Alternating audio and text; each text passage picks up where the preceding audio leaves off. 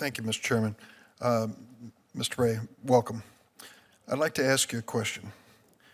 Do you know what group was responsible for more homicides from 2000 to 2016 more than any other domestic extremist group? Not sure, but I trust you're about to tell me. Not a trick question. I raised that question because your testimony that was submitted to the committee talked a lot about homegrown violent extremists. In an unclassified FBI DHS Joint Intelligence Bulletin in May 2017 found that white supremacist extremism poses a persistent threat of lethal violence. Went on to say that white supremacists were responsible for more homicides from 2000 to 2016 than any other domestic extremist movement. 7 members of the committee joined me in writing a letter to you and Attorney General Barr explaining our concern about whether the FBI and Department of Justice were taking adequate measures to combat white supremacist violence and minimizing this growing domestic terrorism threat. The term white supremacist, white nationalist is not included in your statement to the committee when you talk about threats to America. There is a reference to racism, which I think probably was meant to include that, but nothing more specific. We live in a world where the neo-Nazis and white supremacists are taking lives in many places. A white supremacist murdered 51 Muslim worshipers in New Zealand. 2017, a white supremacist murdered 6 Muslim worshipers at a mosque in Quebec City, Canada. And in the United States, far-right extremists perpetrated the shootings at the Sikh Temple in Oak Creek, Wisconsin, the Emmanuel African Methodist Episcopal Church in Charleston, South Carolina, the Tree of Life Synagogue in Pittsburgh, Pennsylvania, and the Shabbat of Poway, I'm sorry if I mispronounced that, Poway? Synagogue in Poway, California. The reason I raise this is because there is a concern that this is not being taken as seriously as it should be, as one of the real threats in our country. And a concern as well that the FBI has now changed its definition when it comes to race-related crimes. They've created a new category for what you term racially motivated violent extremism. It used to be white supremacist incidents. Could you explain to me why there was this change, whether you consider this a serious threat, and what you're doing about it? I ask you this in the context of a national conversation that's taking place every single day under this presidency about the issue of race and incitements to emotion and violence by the people who are using race as the motivator. So, Senator, first, let me sort of unpack your question a little bit.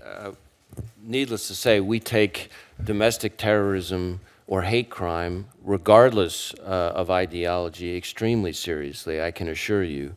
And we are aggressively pursuing it, using both counterterrorism resources and criminal investigative resources, and partnering closely with our state and local partners.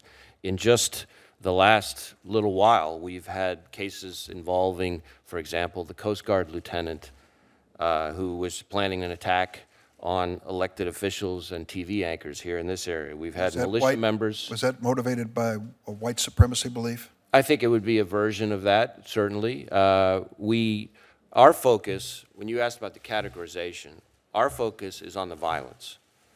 We, the FBI, don't investigate ideology no matter how repugnant. We investigate violence. And any extremist ideology, when it turns to violence, we're all over it. And we've had, in fact, and that you don't have to just take my word for it, just in the first 3 quarters of this year, we've had more domestic terrorism arrests than the prior year. And it's about the same number of arrests as we have on the international terrorism side. I ask you to clarify that, because when you talk, I don't know if we're talking about the same thing, but when you talk about homegrown violent extremists, and I talk about domestic violent extremists, are we talking about the same thing? No. So we use the term homegrown violent extremism to refer to people already here in the United States who are inspired by different parts of the global jihadist movement to commit terrorist acts. Okay, we I use get the that. term domestic terrorism to refer to a broader array of threats ranging from anarchist extremism to different kinds of racially motivated violent extremism to different kinds of environmental extremism, et cetera. So let me Yeah. pursue that for a second. So the point I'm getting to, and the reason I quoted this unclassified report, is if it's violence that motivates the FBI investigation. What we have here is a statement in this unclassified joint intelligence report that between the years 2000 and 2016, the white supremacists were responsible for more homicides than any other domestic extremism movement. Now, I see the distinction you're making, homegrown versus domestic.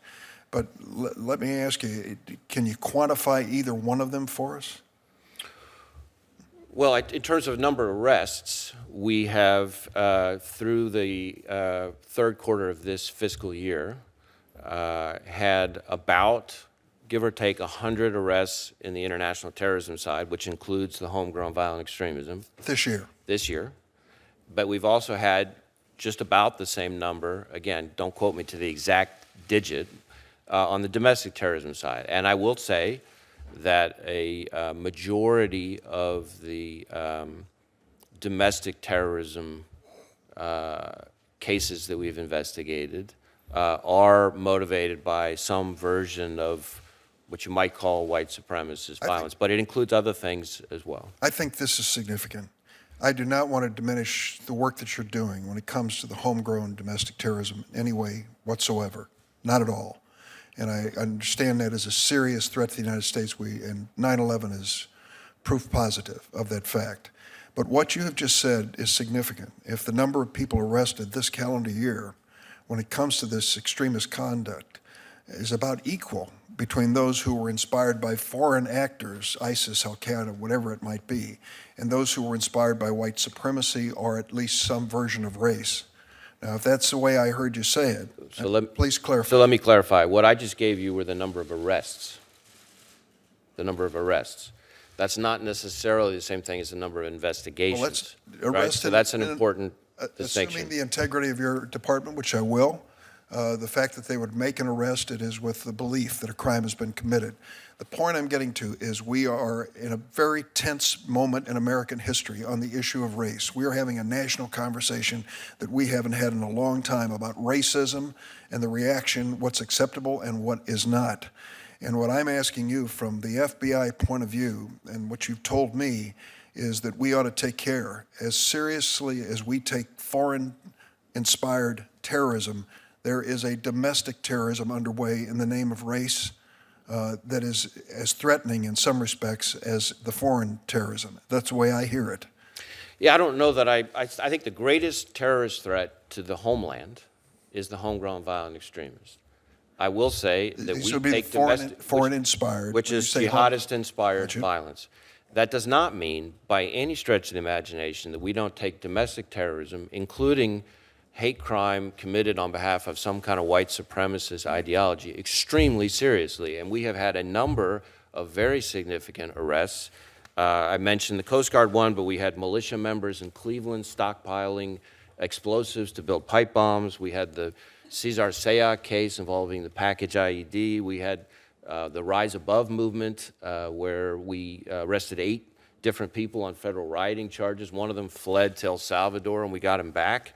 We had the Tree of Life synagogue shooting case, which you mentioned, and the shooting outside San Diego, the attack in the synagogue there. We got 29 count, I think it was, conviction and life sentence related to the Charlottesville matter. So make no mistake, the FBI, working with our state and local law enforcement partners, is all over this. Thank you very much. Senator Cornyn.